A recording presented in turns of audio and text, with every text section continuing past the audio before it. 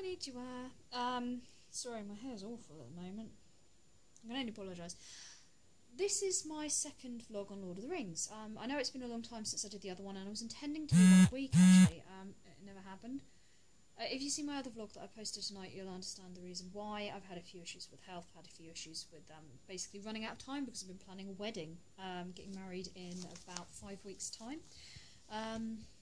So of course that's taken up a lot of my time, so I can only apologise that this has taken so long. My second one I would like to do on the races of Middle-earth.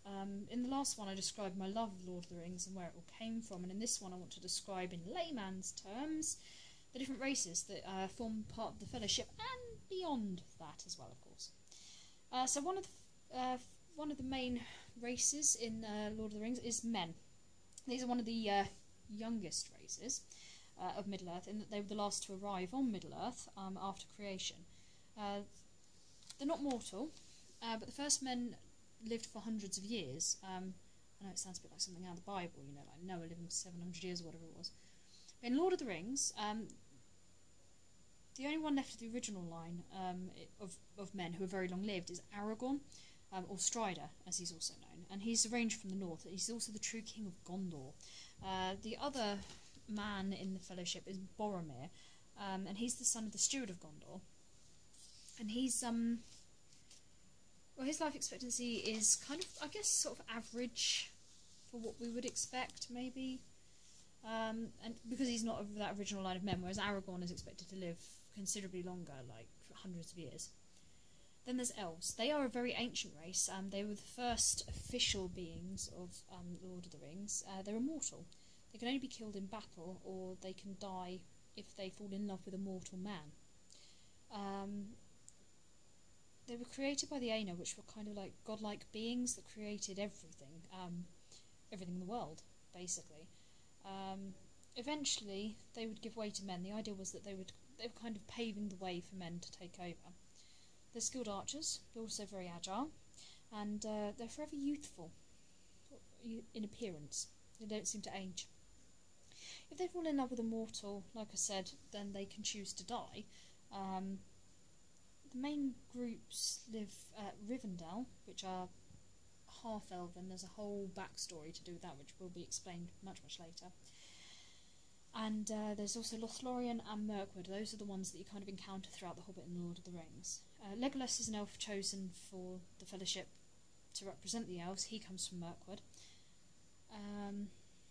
And they encounter other elves in Lothlorien on their journeys, and obviously they start off as a Fellowship from Rivendell.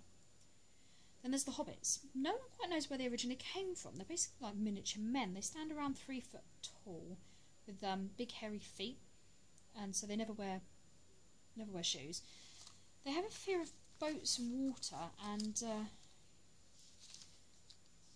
they are mortal, and they're not at all adventurous. They're very simple folk. They like simple things. They're simple farming folk. They are capable of great deeds when necessary, though.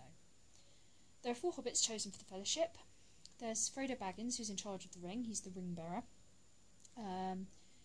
which will all be explained in a later vlog, what the ring is. And he's the nephew of Bilbo, who found it on a previous journey. That's from The Hobbit. There's Sam Gamgee, which is his faithful gardener, who gets dragged along a bit by accident, really, but is very important to the story. There's Merry Brandybuck, his cousin, and another cousin, Pippin Duck. Then there's the dwarves. They were created by renegade Aenir called Morgoth, who was and they were the first race into Middle-earth, even though they shouldn't have been. It should have been the elves. So they were put to sleep and reawoken centuries later. The skilled miners and metalworkers. They build vast, cavernous palaces in the mountains and mines and things like that. They're shorter than men, but they're taller than hobbits. They're also mortal, but they can live quite a long time, around 200 to 300 years. Gimli, son of Glóin, is the one that is chosen to represent the dwarves in the Fellowship. Then there are wizards. They're a mystical race of men. They have the appearance of men anyway, and they have different levels of power, which is shown by the colour that they wear. So you've got like Radagast the Brown, who's the lowest, Gandalf the Grey, who's the second highest, and Saruman the White, who's the highest, at least at the beginning of the story. They turn up under mysterious circumstances, and not much is really known about them. There's not very many of them. Gandalf is the representative of the Fellowship, and he's also in the Hobbit, and he's there at the time when Bilbo discovers the ring.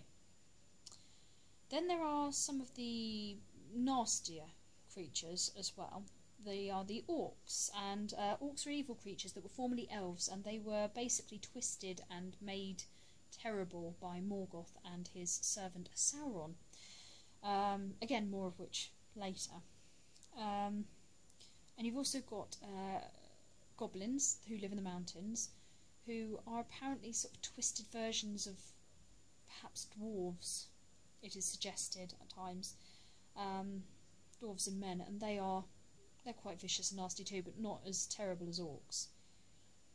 Then you've got Ents, such as Treebeard, or Fangorn, he's known by two names, he lives in Fangorn Forest. And the Ents are kind of like living trees, almost like the spirit of trees made real. And they were woken up many centuries ago by the elves who wanted to talk to them, and they are tree shepherds, basically, tree herders, and they look after the forests. The Entwives they've misplaced somehow, but they were more like gardeners. They would look after the crops in the fields and things like that, so and flowers and stuff. So they had different roles in nature, and they would come together when they needed to procreate and things like that. But again, they all take on a kind of tree-like form. They speak very slowly, very considerately. Nothing is rushed, because everything in nature is slow and steady, and it's like the growth of a tree that takes a long time, like a yew tree or like an oak tree, something that takes centuries. So those are the main races of Middle-earth. And next time round I'm going to do the lands of Middle-earth. So that's going to be all the different places that you encounter in Middle-earth. So until then, and I really, really hope I can just get this series done now. I'm so sorry it's taken so long. I should have been on to my next series by now. I apologise. But until then, sayonara.